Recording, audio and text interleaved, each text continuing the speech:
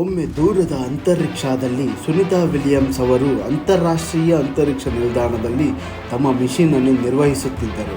ಅಂತರಿಕ್ಷದ ವಿಶಾಲತೆ ಮತ್ತು ನಿಸ್ಸೀಮ ಶಾಂತಿಯ ನಡುವೆ ಅವರು ಭೂಮಿಯಿಂದ ದೂರವಿದ್ದರೂ ನಾಸಾ ಅವರನ್ನು ಎಂದೂ ಕಳೆದುಕೊಂಡಿರಲಿಲ್ಲ. ಇದು ಹೇಗೆ ಸಾಧ್ಯವಾಯಿತು ಎಂಬುದು ಒಂದು ಆಕರ್ಷಕ ಕಥೆ. ಸುನಿತಾ ಅವರು ISSನಲ್ಲಿ ವಿಜ್ಞಾನ ಪ್ರಯೋಗಗಳು, ತಾಂತ್ರಿಕ ಪರೀಕ್ಷೆಗಳು ಮತ್ತು ಅಂತರಿಕ್ಷ ನಿಲ್ದಾಣದ ನಿರ್ವಹಣೆಯಲ್ಲಿ ತೊಡಗಿಸಿಕೊಂಡಿದ್ದರು. ಆದರೆ ಅಂತರಿಕ್ಷದಲ್ಲಿ ಪ್ರತಿ ಕ್ಷಣವೂ ಹೊಸ ಸವಾಲುಗಳನ್ನು ತಂದೊಡ್ಡುತ್ತಿತ್ತು. ಒಂದು ದಿನ ISSನ ಸಂಪರ್ಕ ವ್ಯವಸ್ಥೆಯಲ್ಲಿ ಸಣ್ಣ ತಾಂತ್ರಿಕ ತೊಂದರೆ ಉಂಟಾಯಿತು. ಭೂಮಿಯಿಂದ ನೇರ ಸಂಪರ್ಕ ಕಡಿದು ಹೋಯಿತು. ಇದರಿಂದ ಸುನಿತಾ ಅವರು ಮತ್ತು ಇತರ ಸಿಬ್ಬಂದಿ ಸ್ವಲ್ಪ ಸಮಯದವರೆಗೆ ಭೂಮಿಯಿಂದ ದೂರವಾದಂತೆ ಭಾಸವಾಯಿತು. ಆದರೆ ನಾಸಾ ತನ್ನ ಮೇಧಾವಿ ತಂಡ ಮತ್ತು ಅತ್ಯಾಧುನಿಕ ತಂತ್ರಜ್ಞಾನದ ಸಹಾಯದಿಂದ ಸುನಿತಾ ಅವರನ್ನು ಹುಡುಕಲು ಪ್ರಾರಂಭಿಸಿತು. ನಾಸಾ ಉಪಗ್ರಹಗಳು ಮತ್ತು ಗ್ರೌಂಡ್ ಸ್ಟೇಷನ್ ಮೂಲಕ ISSನ ಸ್ಥಾನವನ್ನು ನಿಖರವಾಗಿ ಟ್ರ್ಯಾಕ್ ಮಾಡಿತು.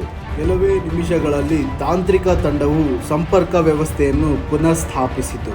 ಸುನಿತಾ ಅವರ ಧ್ವನಿ ಮತ್ತೆ ನಾಸಾದ ಕಂಟ್ರೋಲ್ ರೂಮಿನಲ್ಲಿ ಕೇಳಿಸಿತು. ನಾಸಾ, ನೀವು ನನ್ನ ಧ್ವನಿಯನ್ನು ಕೇಳಿಸಿಕೊಳ್ಳುತ್ತಿದ್ದೀರಾ?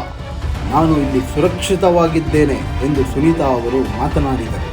ನಾಸಾ ತಂಡವು ಸುನಿತಾ ಅವರ ಆರೋಗ್ಯ ಮತ್ತು ಸ್ಥಿತಿಯ ಬಗ್ಗೆ ಮಾಹಿತಿ ಪಡೆಯಿತು. ಅವರೊಂದಿಗೆ ನೇರ ವಿಡಿಯೋ ಸಂಪರ್ಕವನ್ನು ಸ್ಥಾಪಿಸಿ ಎಲ್ಲವೂ ಸರಿಯಾಗಿದೆ ಎಂದು ಖಾತ್ರಿಪಡಿಸಿಕೊಂಡಿತು. ಸುನಿತಾ ಅವರು ತಮ್ಮ ಕೆಲಸವನ್ನು ಮುಂದುವರಿಸಿದರು ಮತ್ತು ನಾಸಾ ಅವರನ್ನು ನಿರಂತರವಾಗಿ ಮೇಲ್ವಿಚಾರಣೆ ಮಾಡಿತು.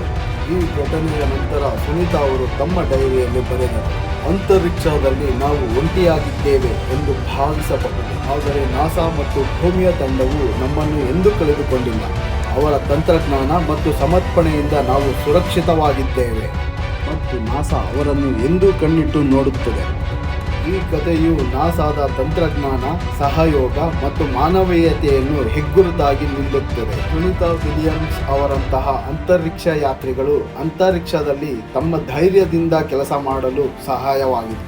ಇದು ಮಾನವೀಯ ಸಾಧ್ಯತೆಗಳು ಮತ್ತು ತಂತ್ರಜ್ಞಾನದ ಶಕ್ತಿಯ ಅದ್ಭುತ ಕಥೆ.